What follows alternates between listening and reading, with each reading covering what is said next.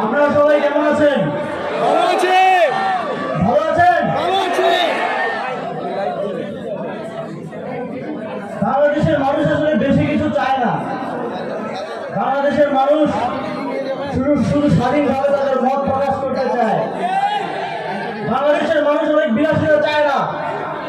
বাংলাদেশের মানুষ 3 বেলা খেয়ে তাদের যে মৌলিক অধিকার সেগুলো পেয়ে শান্তিতে সুখে বসবাস করতে চায়। কিন্তু একটা দীর্ঘ ফ্যাসিবাদী শাসনের জাতাকলে আমরা এমন ভাবে পিষ্ট হয়েছি যে ফেসবুকে একটা পোস্ট দিতে গেলেও আমাদেরকে 10 বার ভাবা লাগতো। গান গেয়ে অনেককে জেল খাটতে হয়েছে, কবিতা লিখে অনেককে জেল খাটতে হয়েছে। আজ অন্তত এতটুকু স্বস্তি আমাদের মধ্যে আছে যে আমরা স্বাধীনভাবে কথা বলতে পারছি। কেউ দরজায় এসে নক করছে না র‍্যাব বলে, ডিবি বলে, পুলিশ বলে। আপনাদের প্রতি বিশেষভাবে কৃতজ্ঞতা জানাতে চাই। যখন কোন সংস্কারের দাবিতে আমরা আন্দোলন করছিলাম, 11 জুলাই যখন প্রথম কুমিল্লায় আঘাত এসেছিল, আপনারা প্রতিরোধ করে সারা দেশকে শিখিয়েছিলেন কিভাবে প্রতিরোধ গড়ে তুলতে হয়। আপনাদের সেই প্রেরণাকে সাথে নিয়ে আমরা সারা দেশে আন্দোলনকে আরো জোরদার ভাবে গড়ে তুলতে পেরেছিলাম।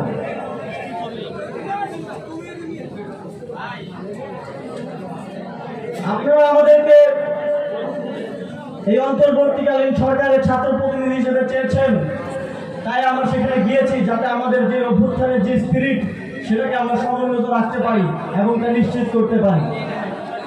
কিন্তু আসলে সত্যিকার অর্থে বলতে গেলে আমাদের জায়গা আসলে রাজপথ। সেই সচিবালয়ের অফিসে কিংবা ক্যাবিনেট মিটিংয়ে আমি ততটা স্বাচ্ছন্দ্য বোধ করি না যতটা আপনাদের মাঝে স্বাচ্ছন্দ্য বোধ করি। গত 8ই আগস্ট দায়িত্ব নেওয়ার পর আজ প্রথমবারের মতো আমি কোনো খোলা ময়দানে কোনো কর্মসূচিতে আসলাম। যখন এই কর্মসূচির আয়োজকরা আমাকে বললেন আমি কে কি বলবে কিংবা সরকারের জায়গা থেকে এখানে আসা যায় কিনা এই ভাবনা ব্যতি রেখে আপনাদের মাঝে আসার যে আমার যে আকাঙ্ক্ষা সেটা ব্যক্ত করেছে এবং আপনাদের মাঝে আসতে পেরে ভালো লাগছে। কিন্তু ইতিমধ্যেই আমরা কিছু পরিবর্তন দেখতে শুরু করেছি। আপনারা কি গত 16 বছরে এমন কোনো বন্যা পরিস্থিতি কিংবা দুর্যোগ পরিস্থিতি দেখাতে পারবেন যেখানে ত্রাণ চুরির মতো ঘটনা ঘটেনি? এবার কিন্তু এ ধরনের একটা নিউজও আসে নাই। কেউ ত্রাণের চাল, ডাল, টাকা নিয়ে তার ঘরে মজুত করার মতো ঘটনা এবার একটাও ঘটেনি। আপনারা দেখছেন যে এয়ারপোর্টে আমাদের যে প্রবাসী ভাইয়েরা আমাদের দেশের অর্থনীতির চাকাকে সচল রেখেছেন, তাদেরকে কিভাবে লাঞ্ছিত করা হতো, তাদের লাগেজ আটকে রেখে তাদেরকে কিভাবে কষ্ট দেওয়া হতো, এখন কি আর সেটা আছে? আপনারা দেখেছেন সরকারি অফিসগুলো, বিআরটিএ সহ আরো বিভিন্ন অফিস যারা ছোট ছোট কাজের জন্য জনগণকে ঘোরাতো, কষ্ট দিত, ঘুরিয়ে তাদের থেকে ঘুষ আদায় করার চেষ্টা করত। এখন কি কেউ সেই দৃশ্যটা দেখানোর সাহস দেখাচ্ছে? সেটি আর যেন ভবিষ্যতেও কেউ দেখানোর সাহস না দেখায়, তা নিশ্চিত করার জন্য আমরা কাঠামোগত সংস্কারের কথা বলছি। সেই কাঠামোগত সংস্কার কিভাবে হবে সেটি আমরা 21 জন যারা সরকারে বসে আছি তারা নির্ধারণ করব না, সেটি নির্ধারণ করবেন আপনারা।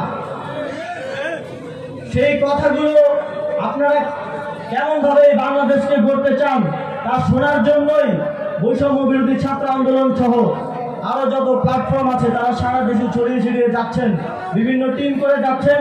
আপনাদের সেই বক্তব্যগুলো যখন আমাদের কাছে এসে উপস্থিত হবে আমরা তখন আসলে বুঝতে পারবো দেশ পুনর্গঠনের জন্য এবং রাষ্ট্র সংস্কারের জন্য জনগণের রূপরেখাটা আসলে কি।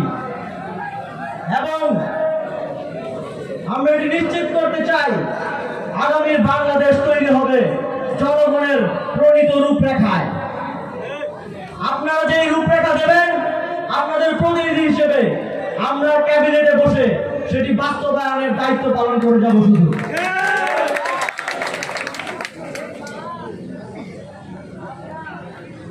রাজনীতি নিয়ে অনেক কথা হয়, এ ধরনের অনেক বক্তব্য আছে যে ছাত্ররা এখন রাজনীতি করবে কিনা।